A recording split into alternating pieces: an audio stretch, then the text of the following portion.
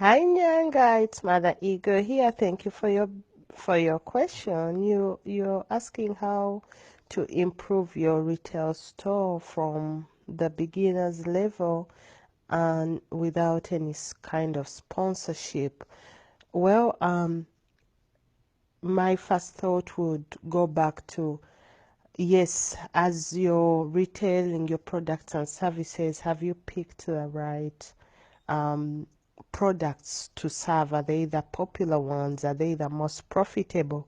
So maybe one of the first things would go, you look at your inventory and see what is bringing in the money and what's more profitable, and you streamline. I remember I posted a video sometime about the 80-20 principle. Usually it's only 20% of everything we do that brings in 80% of the results. So look at your business and see how can you streamline it and make it a lean, mean machine whereby you're keeping only the things that are profitable.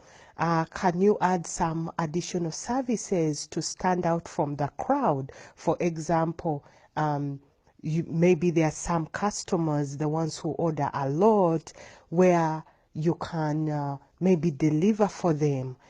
Come up with some creative ideas of how to get your name known, increase your customer service. How are you treating the customers that are coming your way? Leave an impression.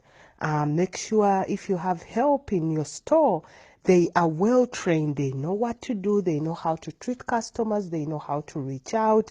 If you realize, especially in the day-to-day products, there is a routine. I'll tell you an interesting story.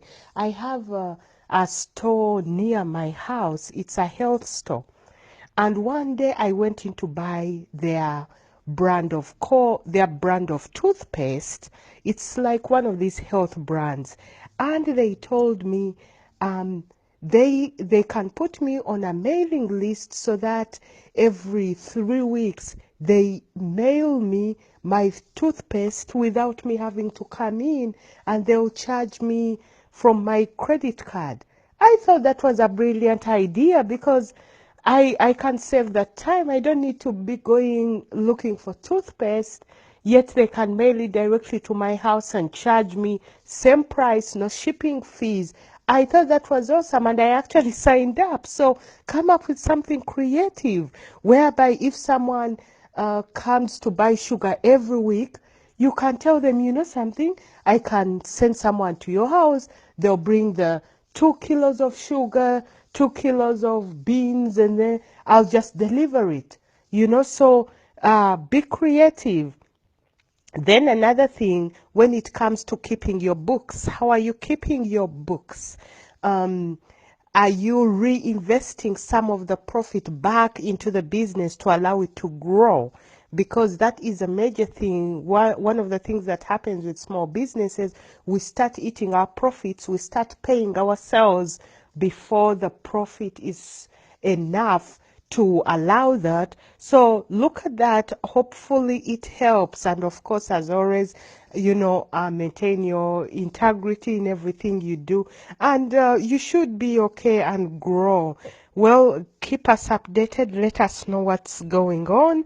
And I'm sure other Ego members will add on to this. Talk to you soon. Mother Ego here. Bye.